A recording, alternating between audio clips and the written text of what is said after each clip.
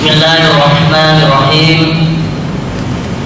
Assalamualaikum warahmatullahi wabarakatuh. Waalaikumsalam warahmatullahi wabarakatuh. Alhamdulillahi hamdan katsiran thayyiban mubarakan fih kama yuhibbu rabbuna wa yarda. Asyhadu an la ilaha illallah wahdahu la syarika lah wa asyhadu anna Muhammadan abduhu wa rasuluh. Allahumma salli ala Muhammad wa ala ali Muhammad kama sallaita ala Ibrahim wa ala ali Ibrahim innaka Hamidum Majid. Ma'asyiral muslimin rahimani wa rahimakumullah. Pada sore hari ini patut kiranya kita panjatkan puji syukur kepada Allah Subhanahu wa taala yang telah memberikan beragam kenikmatan kepada kita semuanya. Di antaranya nikmat kesehatan, nikmat kelapangan, kemudian setelah itu kita diberikan kemampuan oleh Allah, diberikan kemudahan oleh Allah untuk menjalankan ketaatan kepada Allah Subhanahu wa taala. Dan termasuk salah satu tanda seseorang itu bersyukur kepada Allah Subhanahu wa taala adalah menggunakan nikmat tersebut untuk menjalankan ketaatan kepada Allah Subhanahu wa taala. Dan seseorang itu dikatakan berdusta telah bersyukur kepada Allah Subhanahu wa taala apabila dia tidak menggunakan nikmat tersebut untuk ketaatan kepada Allah Subhanahu wa taala. Karenanya Nabi kita Muhammad sallallahu alaihi wa ala alihi wasallam ketika menjalankan salatul lail didapati oleh istri beliau Aisyah radhiyallahu taala anha. Ketika memegang kaki beliau, pada kaki beliau terdapat sesuatu bengkak pada kakinya. Maka Aisyah merasa tidak tega melihat apa yang telah dialami oleh suaminya Rasulullah SAW. Lantas Aisyah memberikan suatu usulan. Kenapa engkau tidak beristirahat saja? Bukankah engkau seorang hamba yang telah diampuni dosa-dosa yang telah lewat dan dosa-dosa yang akan datang? Kenapa engkau tidak beristirahat saja? Karenanya padahal engkau seorang hamba yang telah diampuni dosanya yang telah lewat dan yang akan datang. Lantas jawaban Nabi Muhammad SAW, afala uridu an akuna abdan syakura. Tidakkah aku ingin wahai Aisyah untuk menjadi hamba-hamba Allah yang bersyukur kepada Allah Subhanahu wa taala. Di antara tandanya adalah seorang itu menggunakan nikmatnya untuk menjalankan ketaatan kepada Allah Subhanahu wa taala. Sore hari ini kaum muslimin muslimah rahimani wa rahimakumullah, Allah telah memberikan kesehatan kepada kita semuanya. Allah telah memberikan kesempatan kepada kita semuanya. Dan Allah mudahkan pula untuk kita menggunakan nikmat tersebut untuk ketaatan kepada Allah yang berwujud, yang berupa thalabul ilm, mencari ilmu yang merupakan kewajiban bagi setiap muslim. Karena itulah kaum muslimin, kalau tidak meminta pertolongan kepada Allah, tentu kita tidak akan mampu menggunakan nikmat tersebut untuk taat kepada Allah Subhanahu wa taala. Maka patut kiranya untuk kita panjatkan puji syukur dalam hati kita yang paling dalam, memanjatkan puji syukur kepada Allah, bersyukur, berterima kasih kepada Allah telah memberikan kemudahan untuk kita thalabul ilm, menuntut ilmu yang merupakan kewajiban bagi setiap muslim. Ma'asyiral muslimin rahimani wa rahimakumullah, sore hari ini kita akan mengkaji hadis-hadis yang dihimpun oleh imam kita Al-Imam An-Nawawi rahimahullahu ta'ala dalam kitab beliau Riyadhus Shalihin. Kitab ini mengumpulkan banyak bab, banyak permasalahan, mencakup bagaimana berhubungan dengan pemerintah kita, penguasa kita. Di dalamnya pun juga mengatur kehidupan antar sesama hamba Allah, baik sama muslim atau non muslim, bagaimana bertetangga, bagaimana bermasyarakat, bagaimana berkeluarga, terdapat di dalam kitab Riyadhus Shalihin. Maka kiranya kita sebagai seorang muslim membutuhkan petunjuk yang datang dari Nabi kita Muhammad SAW, karena sebaik-baik petunjuk adalah petunjuk Nabi kita Muhammad SAW. Fa inna khairal hadi hadi Muhammadin sallallahu alaihi wasallam. Sebaik-baik petunjuk secara mutlak adalah petunjuk yang datang dari Nabi kita Muhammad sallallahu alaihi wasallam. Karenanya kaum muslimin, Rasulullah sallallahu alaihi wasallam memberikan suatu permisalan. Petunjuk ilmu yang beliau bawa itu ibaratnya sebuah air. Ibaratnya sebuah air. Kalau kita mengamati dan meneliti bahwanya sifat air adalah menghidupkan bumi yang telah tandus, yang telah mati, maka tentunya ilmu dan petunjuk yang dibawa oleh Nabi kita Muhammad SAW dalam rangka untuk menghidupkan hati-hati yang telah mati. Manusia ini diberikan hati oleh Allah. Apabila hati ini hidup, semua jasadnya akan hidup. Bila hati ini mati, maka jasadnya semuanya dianggap mati. Di dalam sebuah hadis yang diriwayatkan oleh Al-Imam Al-Bukhari rahimahullahu ta'ala, Rasulullah sallallahu alaihi wasallam bersabda, "Mathalu ma ba'athanillahu bihi minal huda wal ilmi kamathalil ghaib al-kathir." Perumpamaan, kata Rasulullah SAW, apa-apa yang dengannya aku diutus. Perumpamaan yang dengannya apa-apa aku diutus. Perumpamaan, petunjuk serta ilmu Islam yang aku dibawa, yang aku diutus oleh Allah Subhanahu wa ta'ala, kamathalil ghaithil kathir. Itu ibaratnya seperti air yang banyak. Al-ghaith itu air hujan yang membawa berkah. Sebab ada air hujan yang mendatangkan apa? Malapetaka. Tapi istilah al-ghaith di sini adalah air hujan yang membawa berkah, yang membawa kehidupan, tidak membawa kebinasaan, tetapi membawa kehidupan. Kita lihat kaum muslimin, bagaimana Nabi kita yang mulia Rasulullah SAW mempermisalkan apa yang dibawa oleh beliau dari petunjuknya, dari ilmunya, dari syariatnya. Itu ibaratnya air hujan yang membawa kehidupan, tidak membawa malapetaka, tidak membawa kebinasaan, tidak membawa bencana, tapi air hujan tersebut membawa kehidupan. Sehingga kita melihat kaum muslimin, Rasulullah SAW diutus oleh Allah kepada kaum yang dikenal dengan istilah kaum jahiliyah, orang-orang yang hidup di atas kebodohan, orang yang hidup di atas kezaliman, hidup di atas kebodohan. Kita melihat syariat atau perilaku orang-orang jahiliyah di dalam masalah pernikahan itu banyak beragam bentuk pernikahan.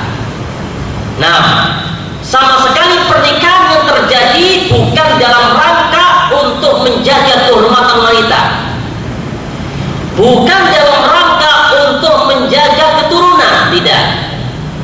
Tetapi Islam pernikahan yang ada dalam Islam untuk menjaga kehormatan lelaki, menjaga kehormatan seorang wanita, menjaga kehormatan atau hak-hak anak yang terlahirkan. Itulah Islam kaum muslimin.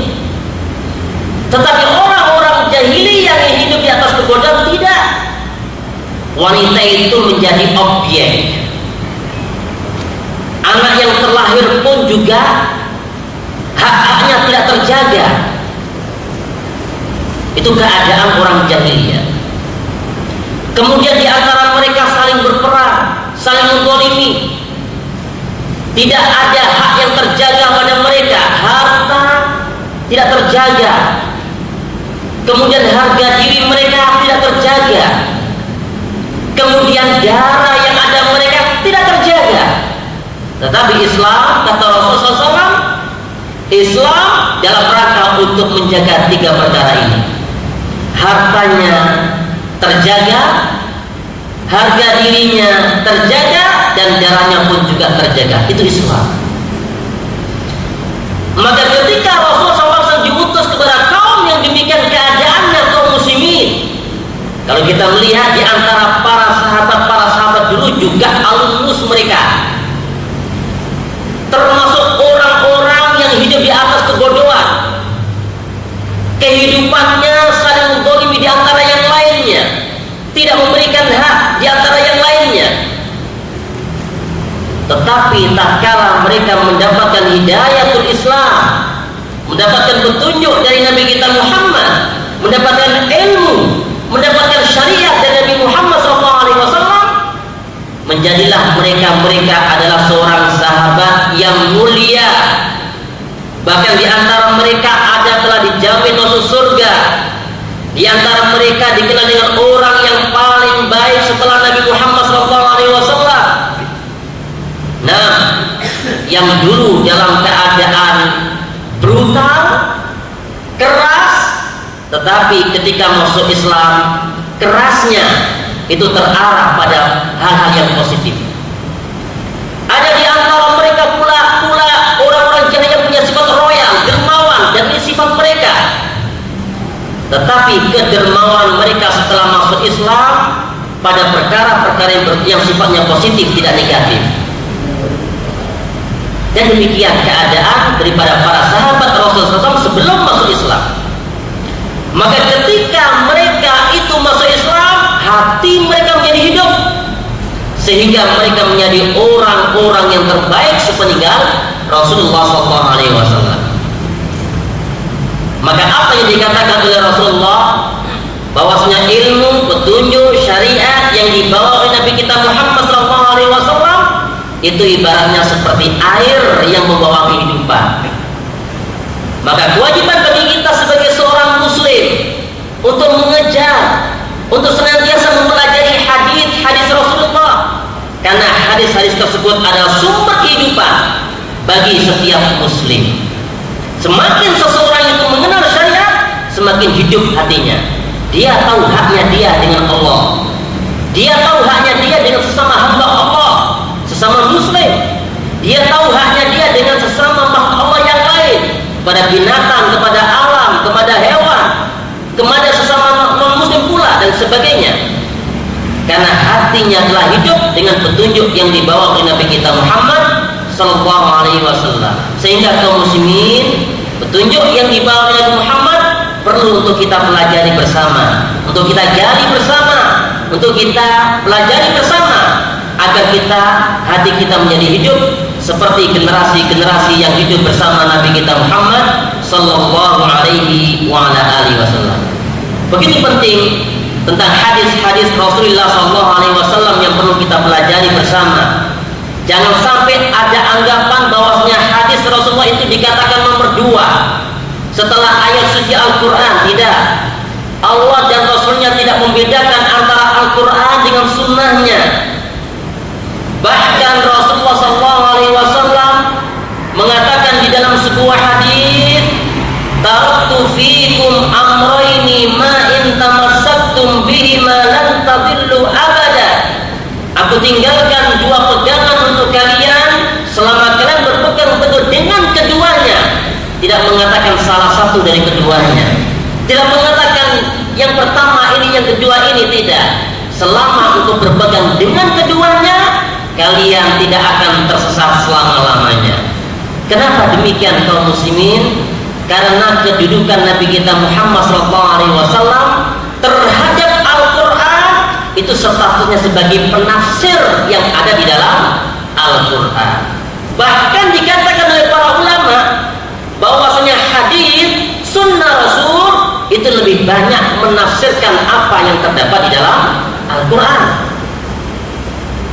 Karena itulah Allah Subhanahu wa taala berfirman di dalam sebuah ayat, wa anzalna ilaika dzikra, dan sungguh aku turunkan kepada engkau ya Muhammad ad-dzikra, nama lain daripada Al-Quran, litubayyina linnas, tugas kamu ya Muhammad untuk menjelaskan Al-Quran itu kepada manusia.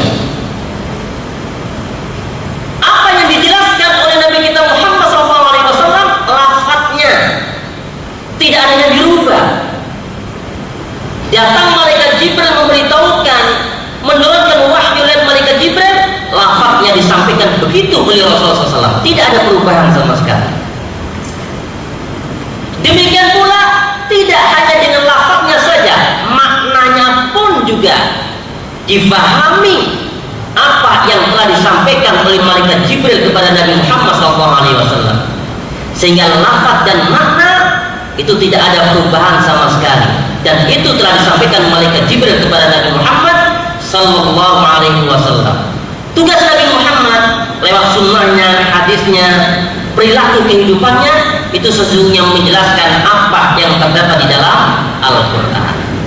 Maka sampai Rasulullah SAW bersumpah, andai kata aku tidak menyampaikan ayat suci Al-Quran, baik itu lafadznya ataupun maknanya, maka aku akan menyembunyikan satu ayat. Andai kata aku, kata Aisyah mengatakan, andai kata Rasulullah SAW itu menyembunyikan satu ayat atau lafaz atau maknanya, tentu ada satu ayat yang akan disembunyikan oleh Rasulullah SAW. Kenapa demikian? Andai kata Rasul itu tidak amanah di dalam menerima wahyu dari Allah melalui malaikat Jibril, tentu ayat ini yang akan disembunyikan oleh Rasulullah. Kenapa? Karena ayat ini membuat malu Rasulullah menurut pandangan manusia. Ayat yang satu ini membuat malu Rasulullah menurut anggapan manusia. Apa? Yaitu Allah berfirman, wa iddaqulu lilladzi an'amallahu alaihi, ketika engkau mengatakan kepada orang yang telah Allah berikan nikmat kepadanya. Jadi maksud adalah sahabat Zaid bin Haritha. Zaid bin Haritha adalah anak angkat Rasulullah, anak angkat yang sangat dicintai oleh Rasulullah, yaitu Zaid ibnu Haritha. Zaid ini punya anak pula namanya Usama bin Zaid, panglima perang termuda pada zaman Rasulullah, termasuk anak yang paling dicintai Rasulullah. Nah, Zaid bin Haritha ini dulunya budak, kemudian mendapatkan nikmat dari Allah, mendapatkan hidayatul Islam, kemudian diambil anak angkat oleh Rasulullah SAW. Nah, wa ittaqulu lilladzi an'ama Allahu alaihi, ketika kamu mengatakan kepada orang yang telah diberikan nikmat oleh Allah, yang dimaksud Zaid bin Haritha, wa an'amta alaihi, dan engkau telah memberikan nikmat pula kepada dia. Nikmat yang dimaksud dimerdekakan dari perbudakan, kemudian diangkat menjadi anak angkat. Allah memberikan nikmat kepada dia berupa hidayatul Islam. Nabi Muhammad memberikan nikmat kepada Zaid bin Haritha dari apa? Dimerdekakan dari perbudakan, menjadi orang merdeka, dan diangkat menjadi anak. Apa yang dikatakan Rasul kepada Zaid bin Haritha? Beliau mengatakan, amsik alaika zaujah. Hei Zaid, tahan istri kamu, pertahankan istri kamu, jangan kamu cerai. Ketika terjadi ketidakharmonisan hidup berkeluarga antara Zaid bin Harithah dengan Zainab binti Jahsh. Zainab binti Jahsh ini merupakan sepupunya Rasulullah, ibnatu ammati. Zainab binti Jahsh sepupunya Rasulullah, dinikahi oleh siapa tadi?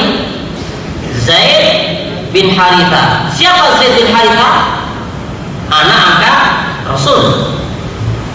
Anak angkatnya menikahi Zainab binti Jahsh yang merupakan sepupunya Rasulullah. Ketika terjadi ketidakharmonisan dalam keluarga, ribut saja dua orang ini. Akhirnya Zaid bin Harithah menghadap bapak angkatnya Rasulullah, menyampaikan hajatnya, ingin menceraikan istrinya Zainab binti Jahsh, karena sudah tidak mungkin lagi untuk dipadukan lagi, dilanjutkan lagi kehidupannya. Nah, apa pesan Rasul? Amsik alaika zaujah. Hei Zaid, tahan istri kamu, jangan kamu ceraikan, pertahankan. Ya, pertahankan. Jangan sampai punya semboyan bersatu kita tentu bercerai nikah lagi, jangan. Pertahankan. Jangan dicerai, biarin dah. Wattaqillaha, bertakwalah kamu kepada Allah, lanjutkan pernikahannya. Wa tukhfi fi nafsika wallahu mubdi, dan engkau ya Muhammad menyembunyikan keinginan kamu ingin menikahi siapa? Zainab binti Jahsh. Allah yang Maha tahu apa yang ada dalam hati beliau. Padahal Rasulullah punya keinginan menikahi siapa? Zainab binti Jahsh. Kalau diceraikan akan saya nikahi, disembunyikan dalam hati Rasulullah. Tapi Rasul nggak berpesan, bagus, ceraikan saja lah, nggak apa-apa. Nggak boleh seseorang itu berupaya, berusaha dengan segala cara agar ada orang berkeluarga, agar terjadi perceraian kemudian istri nikahi, nggak boleh, haram. Kenapa demikian? Kaum muslimin ini fitrah manusiawi yang Allah berikan kepada hambanya, senang kepada istri orang lain. Ada nggak yang nggak punya perasaan cinta kepada istri orang lain?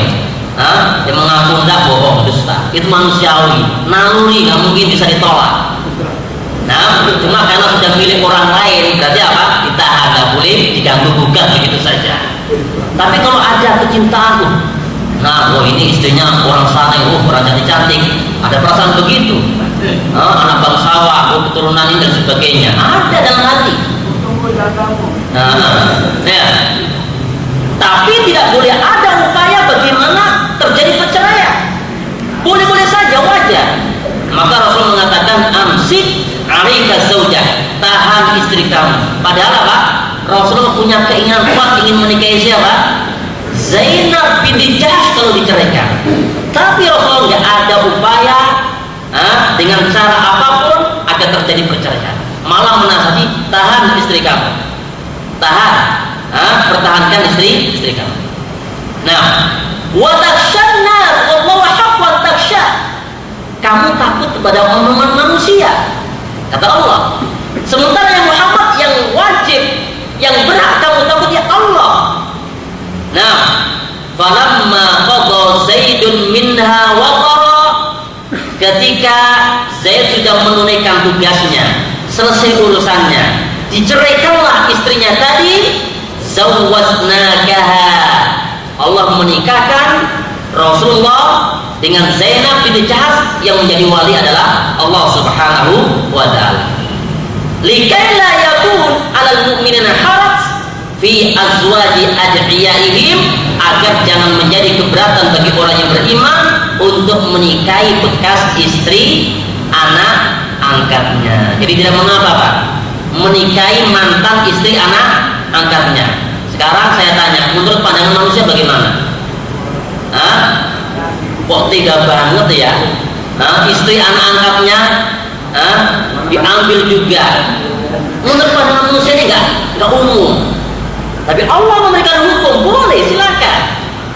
Nah, makanya dikatakan oleh Aisyah, andai kata Rasul tidak amanah, mau menyembunyikan ayat lafadznya, maknanya, ayat inilah yang akan disembunyikan oleh Rasulullah. Kenapa? Memalukan dirinya. Allah beritakan Rasul itu ingin kepada Zainab binti Jahash, mau menikahinya, disembunyikan dari Rasulullah. Tapi walaupun menegur dirinya, tetap disampaikan oleh Rasulullah SAW. Inilah kedudukan Nabi kita Muhammad SAW terhadap Al-Quran.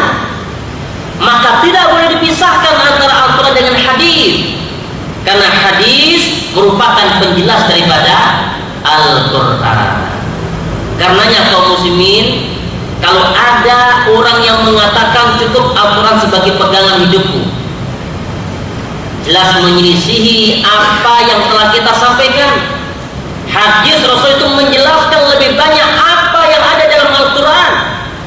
Bahkan Allah berfirman, wa ma atakumur rasul fakhudhuh.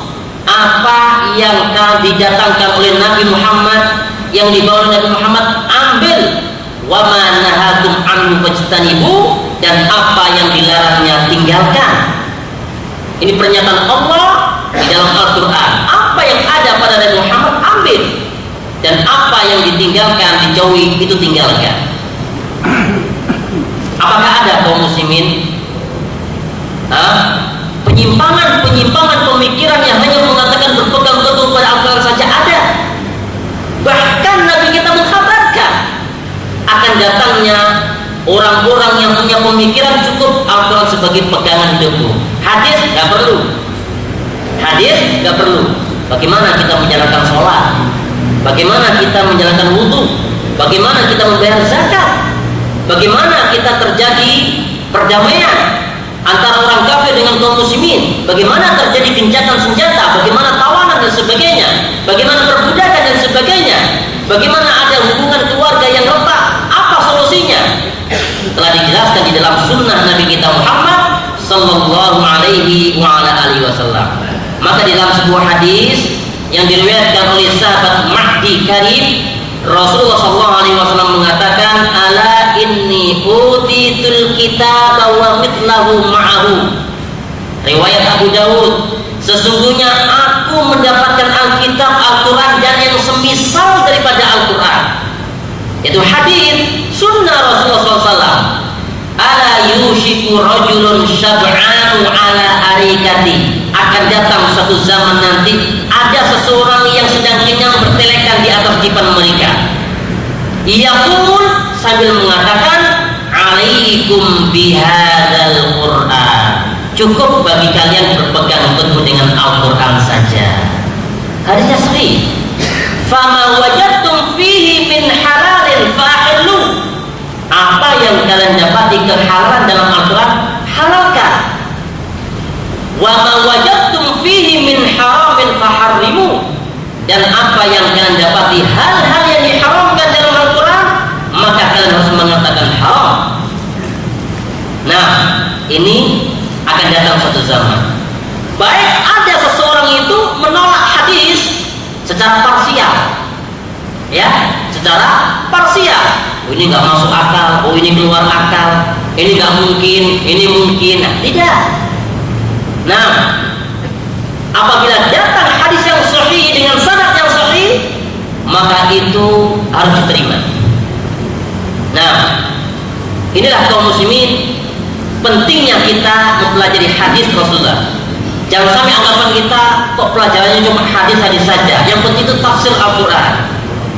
Kita tahu bahwanya hadis-hadis ini merupakan penjaga, penafsir, penjelas daripada isi kandungan di dalam Al-Quran. Semuanya telah disampaikan oleh Rasulullah, baik lafadznya, maknanya, dan telah dijabarkan di dalam sunnah, perilaku, kehidupan Rasulullah, dan hadis-hadis ucapan-ucapan beliau sallallahu alaihi wa ala alihi wasallam. Kemudian telah kita ketahui tadi keutamaan seseorang itu mempelajari hadis, bahwasanya hadis, petunjuk, syariat, ilmu yang diberikan Muhammad itu dalam rangka untuk menghidupkan hati yang telah mati. mati. Nah, banyak-banyak membaca hadis, maka dengan itu hati kita akan hidup sebagaimana air sifatnya menghidupkan tanah yang telah mati. Ma'asyiral muslimin rahimani wa rahimakumullah. Pada sore hari ini kita akan mencuplik beberapa bab di dalam kitab, yaitu karya monumental daripada Al-Imam An-Nawawi, yaitu kitab Riyadhus Shalihin. Seakan merupakan perkara yang wajib bagi kita sebagai seorang muslim untuk mengoleksi di rumah kita hadis yang telah dihimpun oleh Imam An-Nawawi ini, karena hadis di dalamnya merupakan kumpulan-kumpulan hadis yang beliau pilih untuk kita pelajari sehingga kita mendapatkan pencerahan Islam yang benar, yang bersumber dari hadis Rasulullah Sallallahu Alaihi Wasallam. Kita sore hari ini akan mengambil tentang Kitabul Adab, kitab tentang masalah adab, etika. Kita ambil satu tema, satu bab, yaitu tentang bab al-haya, malu, keutamaan dan anjuran untuk berhias dengan akhlak malu ini. Al-Imam An-Nawawi mengatakan bab al-haya fadluhu wal haqqu ala takhalluq bihi, keutamaan malu dan anjuran untuk bertakhalluq. Sifatnya tafa'ul, takhalluq, berhias dengan akhlak yang mulia ini. Kata-kata tafa'ul itu menunjukkan berat untuk dilakukan. Memiliki sifat malu. Nanti kita jelaskan malu yang sebenarnya itu bagaimana. Itu sangat berat untuk dilakukan. Kita ambil satu hadis atau kita ambil definisi malu. Di sini telah dijelaskan di bab terakhir tentang malu, hadis terakhir pada bab malu. Beliau menjelaskan pada hadis yang keempat, pada garis yang keempat, hadis yang keempat pada baris yang keempat, Al-Imam An-Nawawi menukil perkataan para ulama tentang definisi malu yang sesungguhnya. Jangan sampai salah di dalam memahami malu. Malu untuk menjalankan ketaatan kepada Allah, atau malu dengan sifatnya ini sehingga dia tidak menjauhi untuk taat kepada Allah. Ini bukan malu sesungguhnya, tapi ini merupakan kelemahan pada diri seseorang, kehinaan pada diri seseorang, atau seseorang itu punya sifat pengecut. Bukan malu sebenarnya, dia lemah, dia tidak mampu. Dan dia punya sifat pengecut dalam hatinya, hina dalam hatinya. Kenapa? Karena sifat malunya tadi membawa dia untuk tidak menjalankan ketaatan kepada Allah. Untuk tidak menjalankan ketaatan kepada Allah, atau tidak menjauhi apa yang dilarang oleh Allah.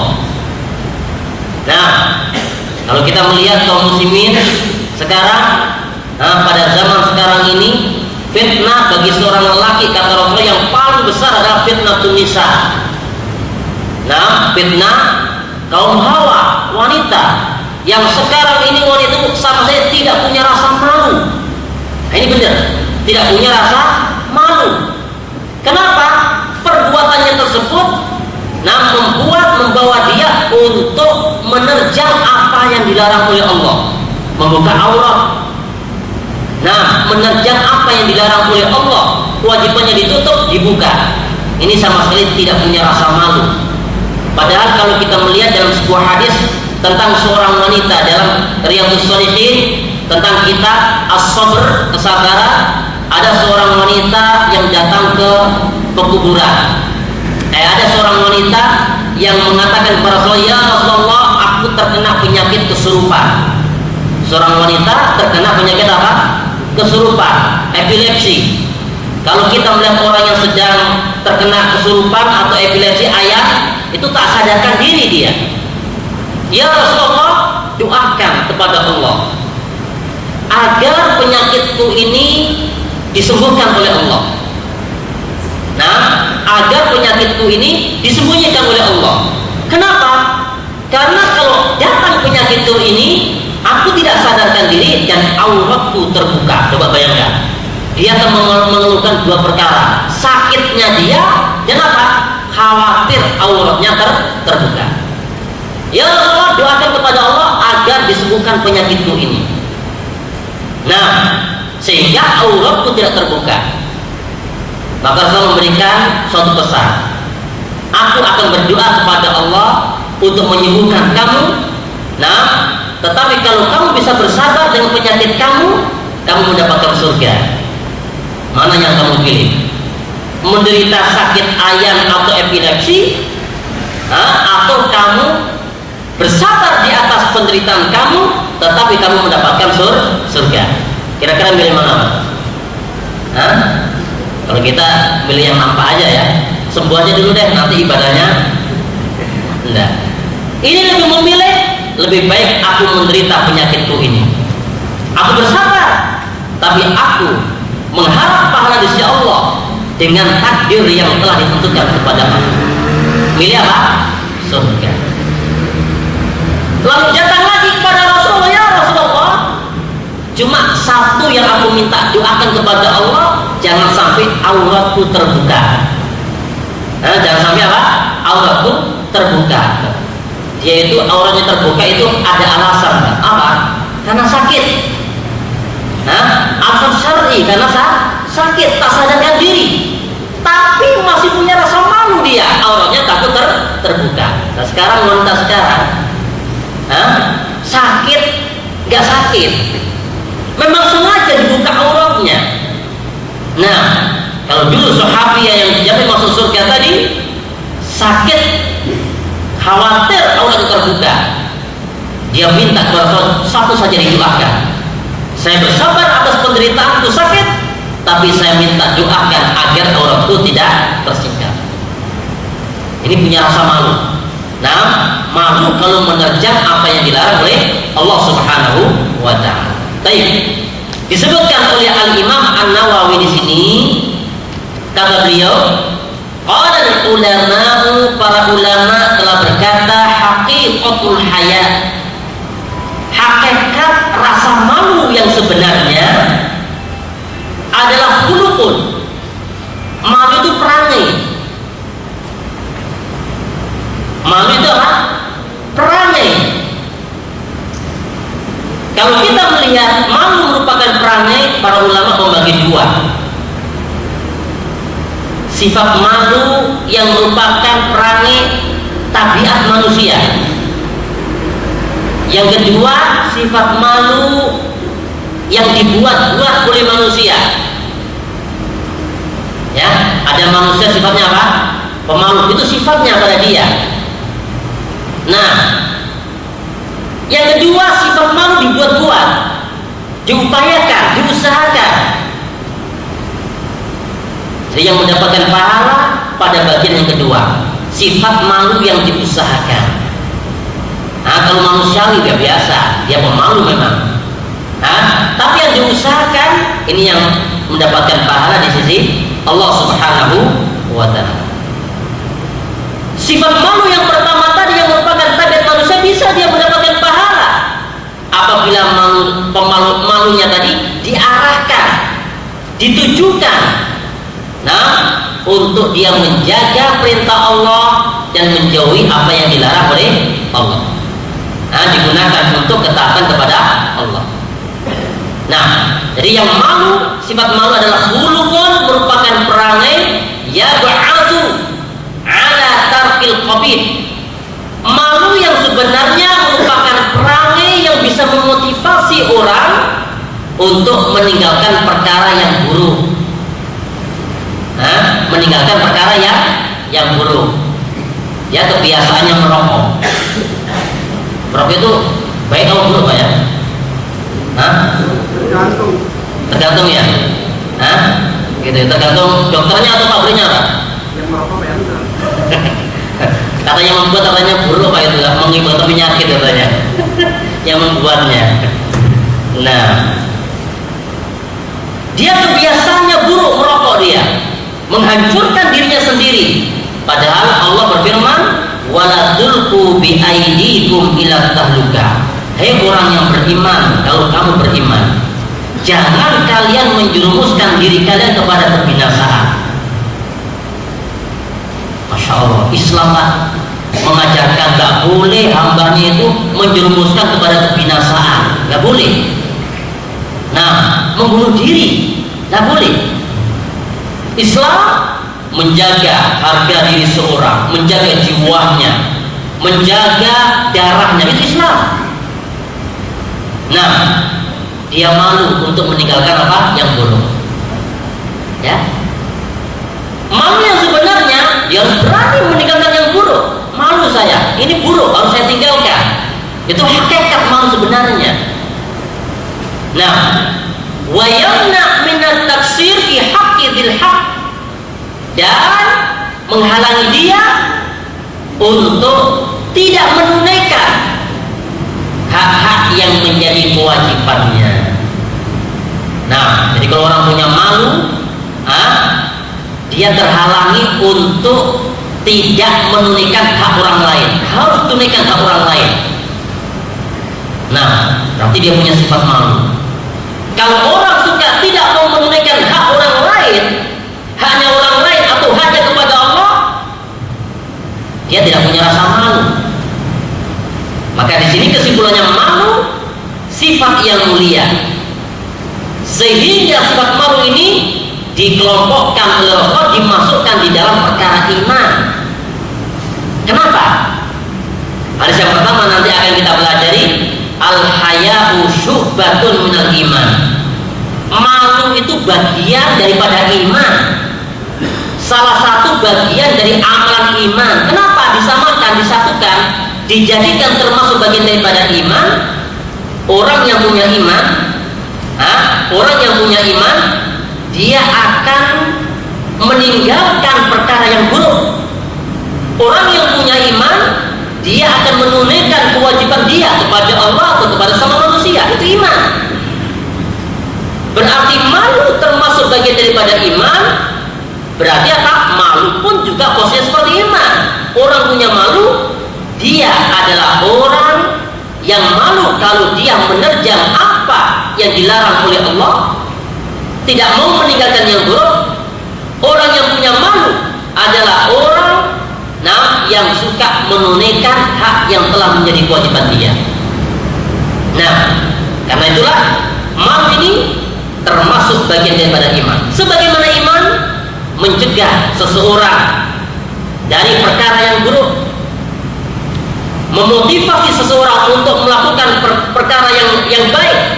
Sebagaimana malu, orang yang punya malu mencegah dari perbuatan buruk dan mengantarkan kepada perbuatan yang baik.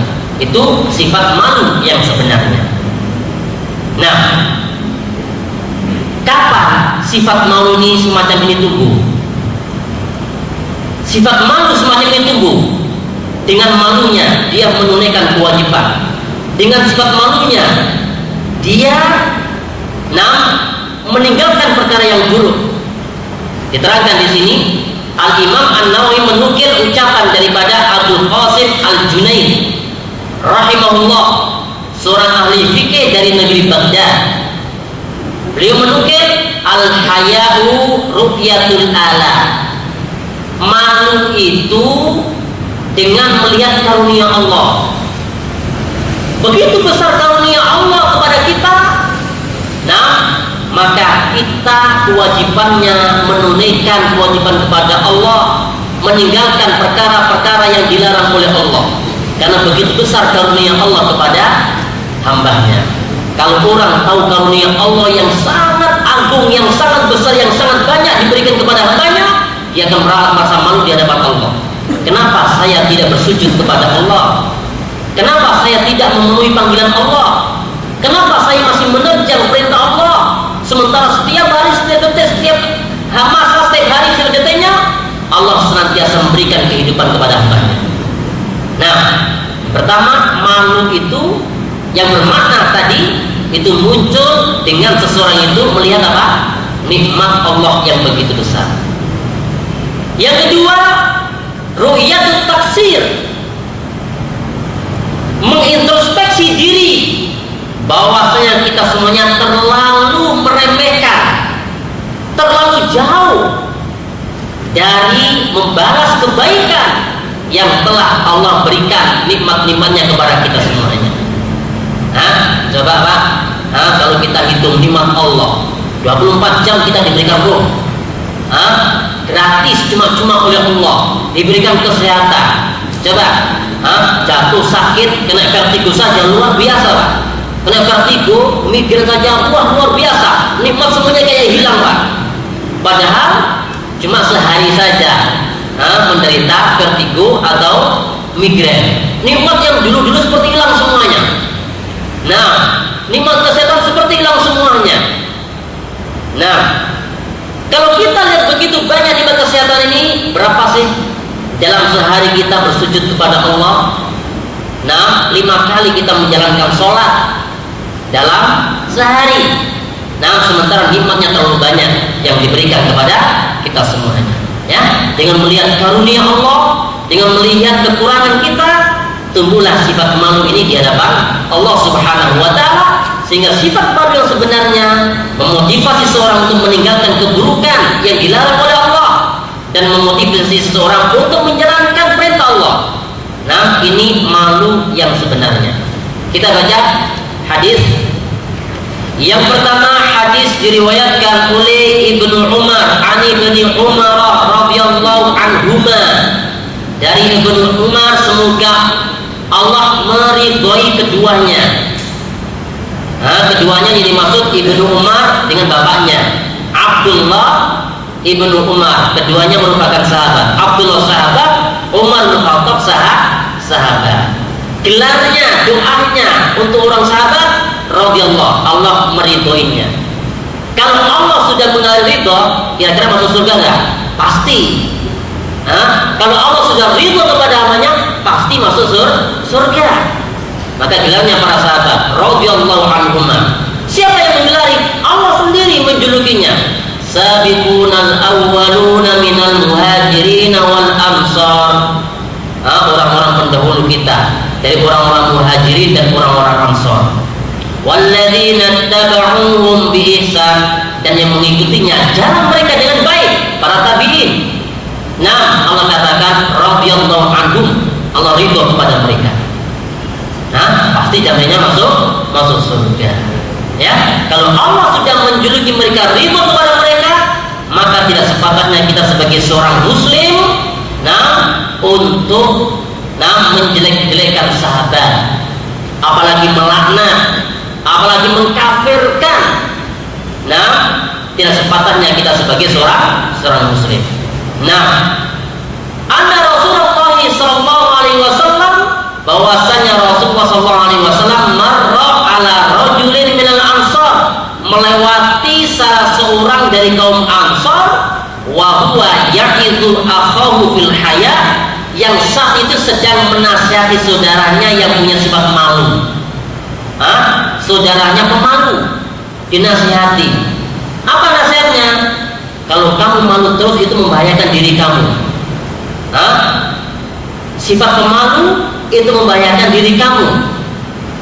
Nah, ketika ada saudaranya malu untuk berbuat ini, berbuat itu, mengatakan ini, mengatakan itu, jangan malu kamu. Nah, jangan banyak malunya, kamu tidak dapat manfaatnya. Nah, faqala Rasulullah SAW, lantas Rasulullah mengatakan orang yang menegur tadi. Nah, orang yang malu kok malah dinasihati, jangan malu kamu, biarin malu, kata Allah. Dahu, biarkan dia punya sifat malu, biarkan dia punya sifat malu. Kenapa? Fa innal haya'a minal iman, karena malu bagian daripada iman. Malu apa yang dimaksud tadi? Itu sifat malu yang mengantarkan seseorang meninggalkan perkara yang buruk. Malu yang mengantarkan seseorang untuk menjalankan ketaatan. Nah, ini adalah malu yang dimaksud dalam hadis ini. Kalau malu untuk menjalankan ketaatan, mau sholat ya enak, nanti dikatakan orang sok alim, sok ahli ibadah, dah malu deh saya. Nah, mau pakai pakaian yang disunahkan Rasul, nah malu nanti dikatain bagaimana. Ini bukan malu sesungguhnya, tapi apa? Ajiz, tidak mampu, hina dirinya. Nah, malu adalah sifat yang mulia yang mengantarkan seseorang melaksanakan perintahnya dan menjauhi apa yang dilarangnya. Itu sifat malu yang sebenarnya. Nah, maka Rasul ketika orang punya sifat malu ini ditegur, biarin dia punya sifat malu, karena merupakan sifat malu merupakan bagian daripada iman, mengantarkan seseorang melakukan kewajiban dan meninggalkan apa yang dilarang oleh Allah Subhanahu wa ta'ala. Hadis yang kedua, wa'an Imran ibni Husain radhiyallahu anhuma, dari Imran bin Husain, semoga Allah meridhai keduanya. Berarti Imran dan Husain bapaknya sama-sama sahabat, diridhai keduanya. Qala Rasulullah sallallahu alaihi wasallam, al-haya'u la ya'ti illa bi khair. Bahwasanya sifat malu tidaklah mendatangkan kecuali kepada perkara yang baik. Nah, kita harus punya sifat malu.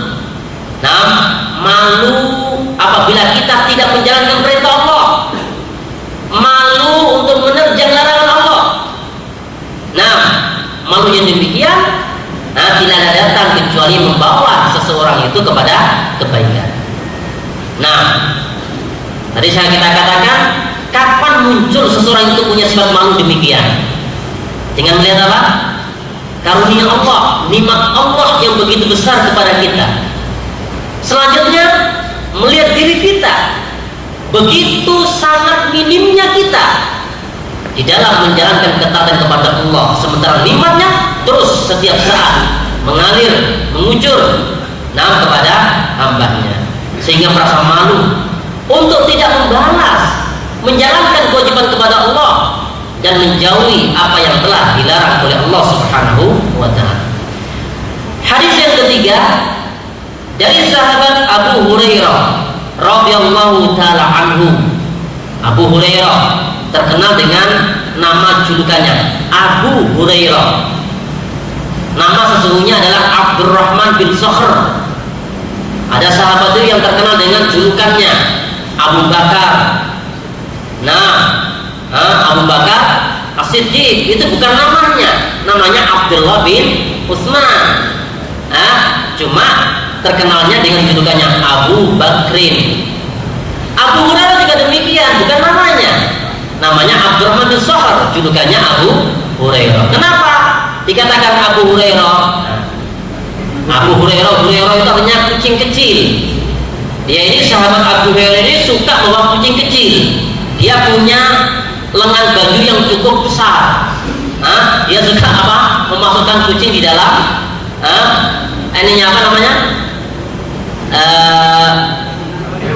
lengan bajunya.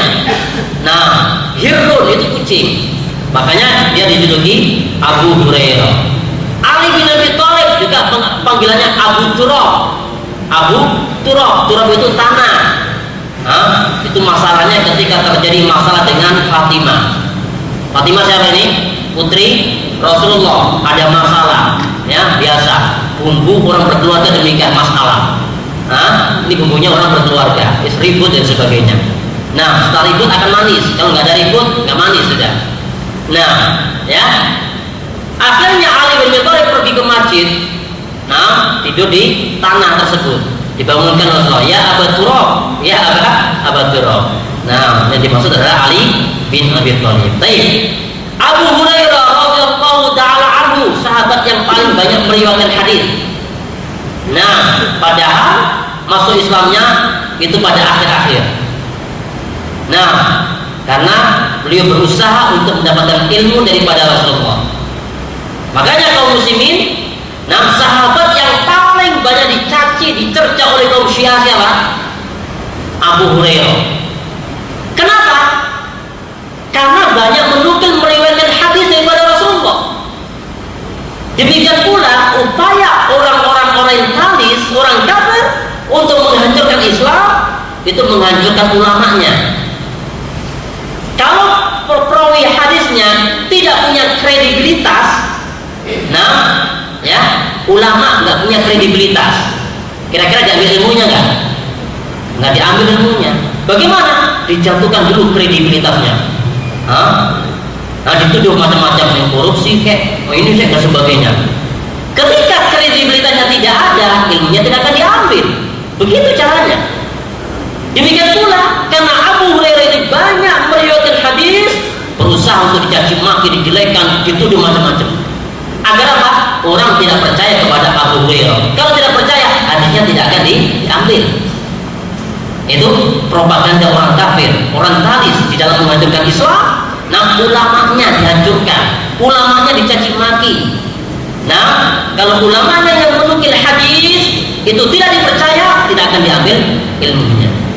Nah, anna Rasulullah sallallahu alaihi wasallam qala al-imanu bid'un wa sab'un. Iman cabangnya itu ada sekitar bid'un wa sab'un, 70 lebih.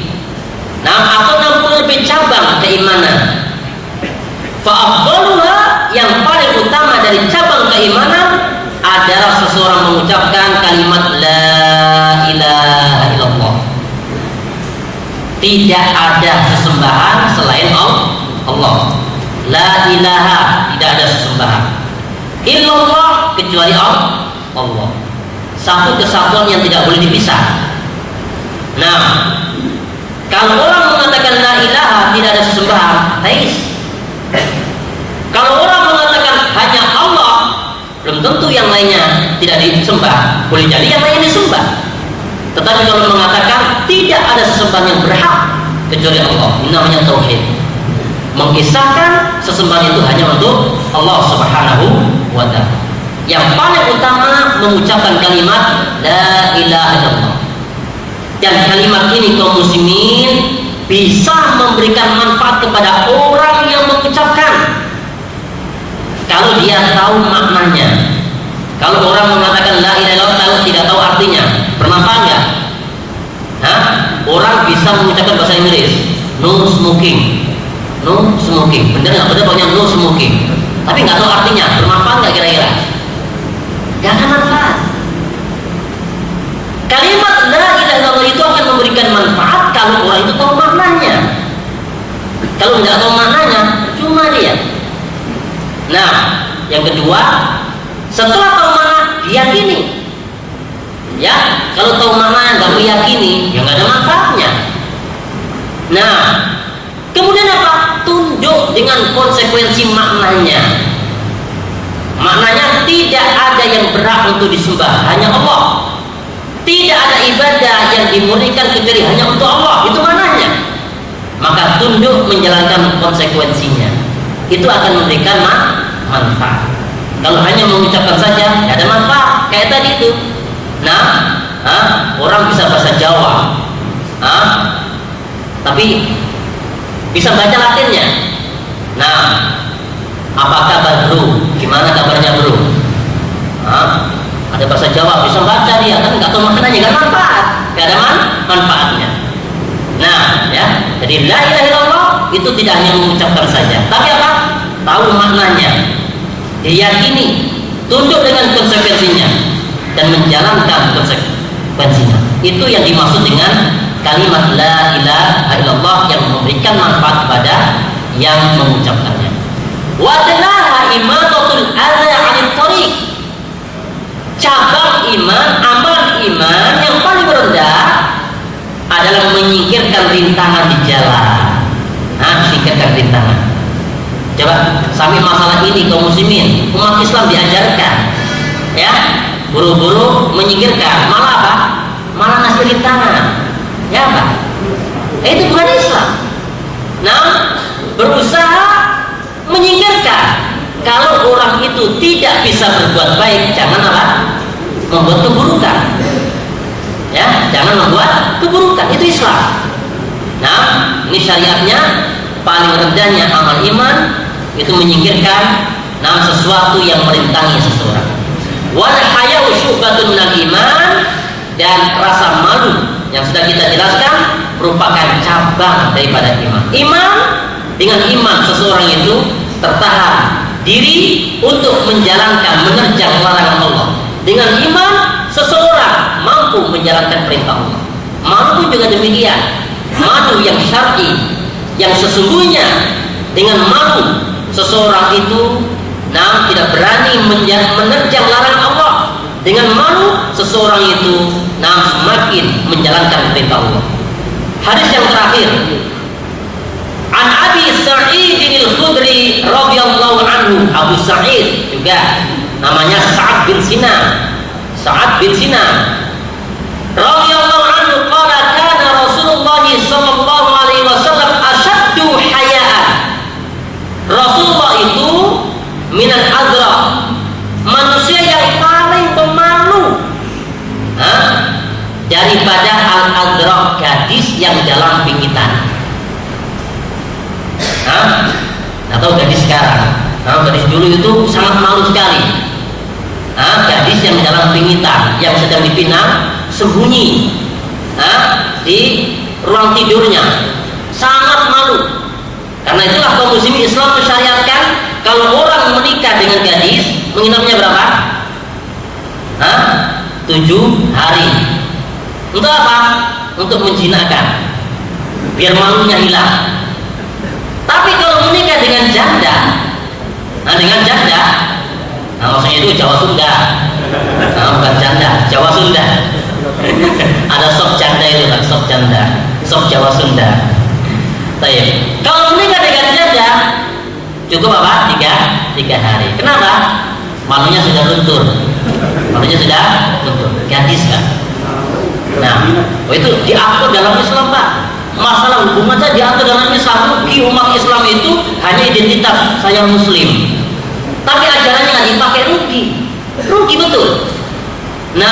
Syariat ini aturan dari Allah yang Maha Tahu untuk hambanya. Allah yang menciptakan, Allah pun tahu desainnya bagaimana, kemudian aturannya bagaimana, Allah Maha Tahu. Rugi umat Islam itu hanya mendapatkan hidayatul ilal Islam, mendapat petunjuk masuk Islam, tidak mendapatkan hidayah fil Islam, menjalankan ajaran yang ada dalam Islam. Indah Islam itu. Mau nikah saja diatur dalam Islam. Kamu harus melihatnya, wanita tersebut apa yang mendorong kamu menikahinya. Kamu lihat, nggak apa-apa, bebas. Setelah menikah, kemudian setelah punya, diatur dalam Islam, luar biasa Islam. Nggak ada, Pak, dalam ajaran yang lain nggak ada. Nggak ada dalam ajaran yang lain. Baik. Rasulullah diterangkan dalam hadis ini sifat malunya lebih pemalu daripada gadis yang dalam pingitan. Itu ghorizi, peranginya Rasulullah. Kemudian Rasulullah punya sifat malu yang iktisab, yang diusahakan. Mampu dengan sifat malunya tersebut menjalankan perintah Allah, namun jauhi larangan Allah. Itu Rasulullah. Berarti terkumpul 2 sifat malu, yang tabiat dengan apa? Iktisab tadi. Itu yang ada pada diri Rasulullah. Fa idza ra'a syai'an yakrahuhu, kalau Rasulullah SAW itu melihat sesuatu yang dia tidak suka, arafnahu fi wajhihi, kami mengenalinya lewat raut wajahnya. Gak suka Rasulullah itu. Cukup dengan raut wajahnya bahwasanya Allah tidak suka kepada sesuatu tadi. Ini kaum muslimin, bab tentang malu yang kita pelajari pada sore hari ini. Mudah-mudahan Allah Subhanahu wa taala memudahkan kelanjutan dalam kajian kita pada pembahasan yang akan datang tentang masalah hifdzus sirri, menjaga rahasia. Sekarang kalau kita melihat acara televisi luar biasa, gosip itu luar biasa, tidak bisa menutup rahasia seorang muslim. Makanya terjadi apa? Pergolakan, ketidaktentraman hidup. Kenapa? Karena yang rahasia harus disingkap. Tetapi kalau rahasia itu ditutupi akan aman, harmonis, tenteram sejahtera kehidupannya. Nah, insya Allah kita akan bahas tentang masalah hifdzus sirri, tentang menjaga kerahasiaan. Nah, Islam memerintahkan untuk seseorang itu menjaga kerahasiaan. Wallahu taala a'lam bishawab. Subhanallahumma hamdik, asyhadu an la ilaha illa anta, astaghfiruka wa atubu ilaik. Assalamualaikum warahmatullahi wabarakatuh.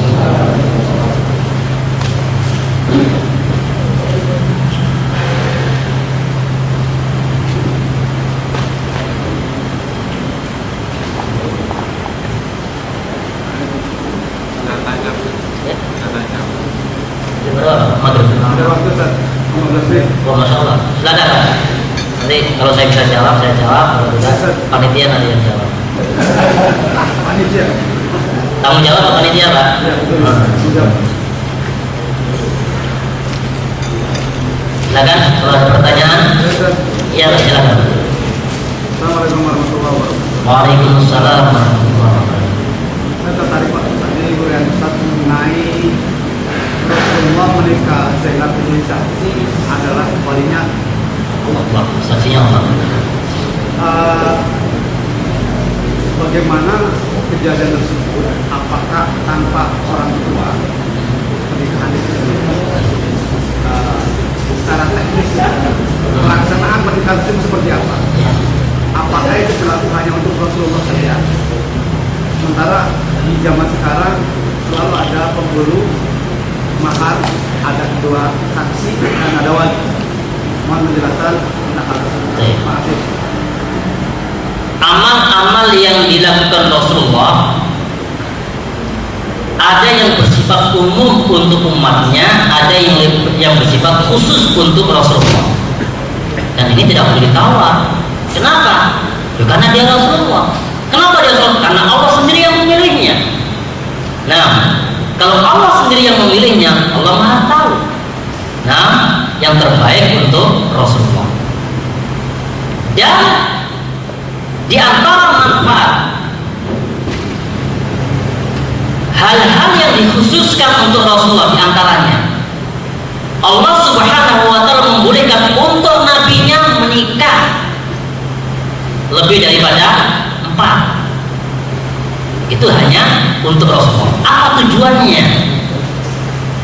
Agar supaya lebih banyak dari istri Rasul yang menukil, yang memotret kehidupan Rasul dalam rumah tangganya. Nah, bagaimana hubungan keluarganya? Nah, bagaimana Rasul dengan Aisyah, dengan Zainab, dengan yang lainnya? Itu istri Rasul yang menukil apa yang dilakukan Rasulullah dalam rumah tangganya. Nah, itu diantara apa? Kekhususan kenapa Rasul diperbolehkan untuk menikah dengan lebih daripada 4 istri. Nah, kalau kita nggak boleh. Nah, ya 9 ada, karena sampai ribut ya. Nah, nggak boleh, bukan Rasulullah. Jelas menyelisih syariat. Nah, hanya menetapkan demikian. Nah, termasuk tadi, Allah sendiri berfirman, zawwaznakaha, kami yang menikahkan Rasul dengan Zainab.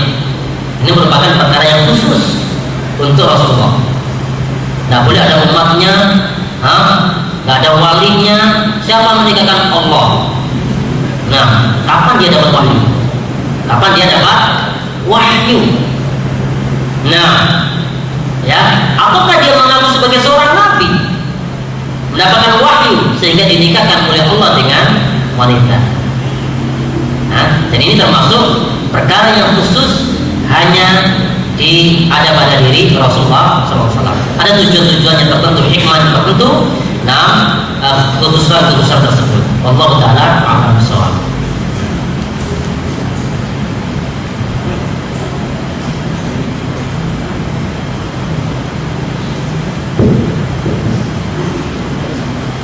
Assalamualaikum warahmatullahi wabarakatuh. Assalamualaikum. Saya terkait dengan cabang iman yang paling rendah adalah menyingkirkan rintangan dari jalan. Kondisi saat ini kan ada beberapa yang banyak di daerah yang membuat polisi tidur dan Polisi tidur. apakah itu termasuk yang tangan di jalan, karena kan melihat masalah dan masalah kebanyakan ya di Indonesia kan para pengendara motor kan sering ngebut ya dan yang seperti itu dan kalau dijelaskan apa? Kembali kepada maslahat dan mafsadahnya. Lebih banyak mana yang tertubruk dengan yang terjatuh karena kondisi tidur? Hah? Nah, kan kembali kepada maslahatnya. Ini kan hukum. Nah, kembali kepada maslahat dengan mafsadahnya. Nah, kenapa orang itu membuat polisi tidur? Karena kekhawatiran yang 90% akan mengakibatkan apa? Kecelakaan. Ya. Dikiranya yang celaka itu yang ditubruk saja, tidak. Yang nubruk pun juga apa? Celaka, ya kan? Orang kadang mengendari kucing saja, kucingnya lari dia jatuh, dia yang celaka. Kecelakaan ini kalau dia berkurang, nah orangnya jatuh, dia pun juga terjatuh, motor juga. Nah, ini bisa ditimbang sendiri, ya, bisa ditimbang sendiri. Kalau di jalan umum sama jalan tol, ya nggak mungkin lah, nggak mungkin orang membuat polisi tidur. Memang itu dipersiapkan untuk pembalap jalan tol itu. Silakan, kalian tunggu ada di pasar, kan begitu. Tapi kalau di perumahan itu hunian. Seharusnya seorang muslim itu ngerti tanpa polisi tidur pun harus apa? Pelan-pelan. Itu orang muslim, ya. La doror wala diror, tidak boleh mengganggu sengaja atau tidak sengaja. Itu saja coba dipegang hadisnya. Tidak boleh memudorotkan orang lain sengaja ataupun tidak sengaja. Nah, ya, tanpa polisi tidur masa kita harus ngebut? Yang salah kira-kira siapa? Nah, yang ngebut jelas itu hunian, ya, hunian. Nah, jadi kenapa dibuat polisi tidur? Karena orang muslim nggak mau ngerti masalahnya, nggak mau apa? Ngerti itu permuanan, hunian tidak boleh ngebut, harus pelan-pelan. Nah, jadi tidak bisa disalahkan 100% apa? Nah, penghuni rumah tersebut atau penghuni penduduk tersebut. Nah, karena kita kadang tidak mengerti hak orang lain. Nah, jadi tidak bisa serahkan boleh atau tidak boleh. Nah, kembali kepada masalahnya. Tapi kalau orang muslim itu ngerti, sudah nggak usah pakai polisi tidur.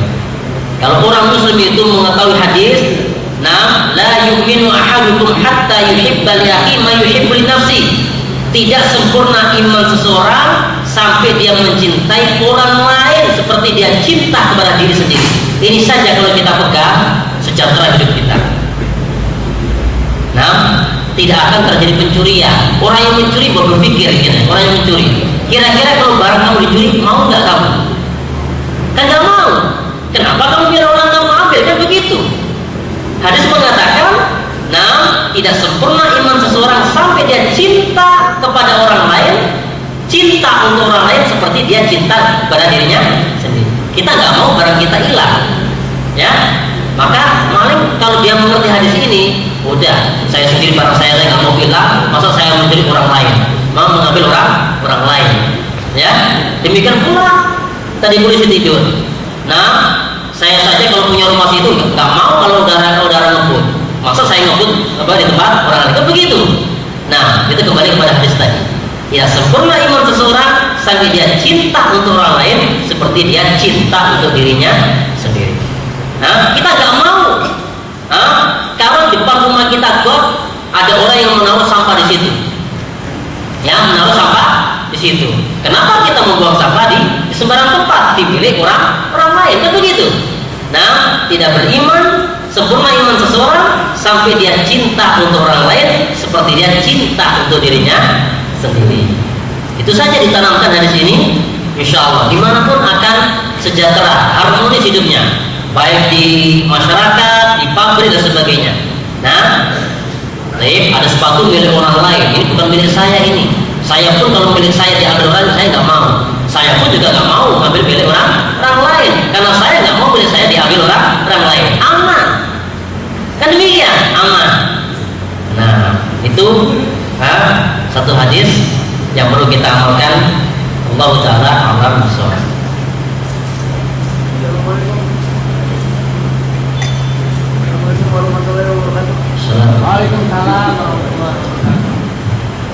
Ustaz, tadi Ustaz bilang tadi nggak boleh mengikut-campurkan masalah cerai. Itu haram. Terkait itu batasan mana pihak keluarga karena posisi dalam sebuah rumah tangga itu sudah tidak ada yang cocok misalnya. Pihak keluarga itu udah ceraiin aja deh, biasanya. Nah, batasan mana kita bisa bercerai aja gitu. Apa? Lawan rumah.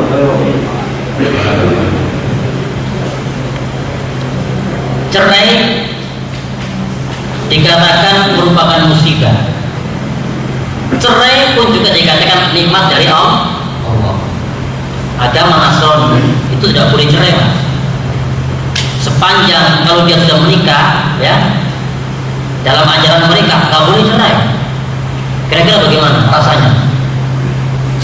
Neraka. Kalau ada masalah rumah tangga yang tidak diselesaikan, tidak boleh cerai. Ya, maka saya katakan cerai pun juga, bisa dibilang merupakan musibah, pun juga bisa dikatakan merupakan nikmat dari Allah. Kalau seandainya orang mengupayakan dari pihak keluarganya, ceraikan saja. Itu bukan dalam rangka untuk menghancurkan keluarganya, justru memberikan maslahat kepada dua belah pihak. Nah, daripada tiap hari berantem terus, ya, waktu kerja nggak jadi kerja. Nah, tidur tidak bisa tidur, anak terlantar, kenapa berantem terus? Nah, keluarga memandang yang lebih baik apa? Dipisahkan. Nah, itu merupakan nikmat dari Allah. Tapi kalau dipaksakan terus, tidak bisa. Nah, bisa-bisa satunya bunuh diri, satunya melarikan dan sebagainya. Enggak. Nah, sebab terjadi ketidakharmonisan di dalam rumah tangga. Maka tidak mengapa kalau seseorang itu mengupayakan dari pihak keluarganya untuk diceraikan karena untuk kemaslahatan keduanya. Tetapi kalau masih rukun, ada pihak keluarga, orang tuanya karena benci kepada menantunya laki-laki, ya, benci karena mungkin padahal anaknya senang banget sama suaminya, walaupun apa itu gajinya ya pas-pasan. Tapi kalau sudah jodoh senang, mau apa lagi? Yang menjadi dua orang, tapi ada apa itu mertuanya yang nggak suka kepada suaminya, kemudian mengupayakan menceraikan. Nah, ini yang haram, yang tidak diperbolehkan. Kenapa? Sudah rukun, kenapa harus diceraikan? Nah, rukun kenapa harus diceraikan? Tidak boleh. Apalagi yang lebih haram tadi, ada pihak lain karena ingin menikahi istrinya, gaduh domba, bagaimana bisa cerai? Atau diguna-guna, disihir dan sebagainya, bisa aja cerai. Lebih haram lagi. Lebih haram lagi, lebih dosa besarnya kalau yang diperlakukan itu tetangganya. Tetangganya. Kenapa? Dia sudah menodai hak tetangga, ya, menodai hak tetangga. Dia telah membuat kehidupan tidak rukun, dosanya berlipat-lipat. Maka kata Rasul, ayyaznina rajulun min asfati buyut, orang menzinai seorang wanita, menzinai 10 wanita yang bukan tetangganya, itu dosanya lebih ringan daripada menzinai seorang wanita yang dia tetangganya. Kenapa? Di samping dia berbuat dosa berzina, dia apa? Menodai hak sebagai seorang tetangga. Nah, jadi memang dosa itu bertingkat-tingkat, ya. Ada dosa yang paling besar, yang ringan. Nah, itu dosa. Wallahu ta'ala a'lam bishawab. Mungkin kita persiapan untuk menjalankan salat maghrib. Wallahu ta'ala a'lam bishawab. Subhanaka wa bihamdik, asyhadu an la ilaha illa anta, astaghfiruka wa atubu ilaik. Assalamualaikum warahmatullahi wabarakatuh.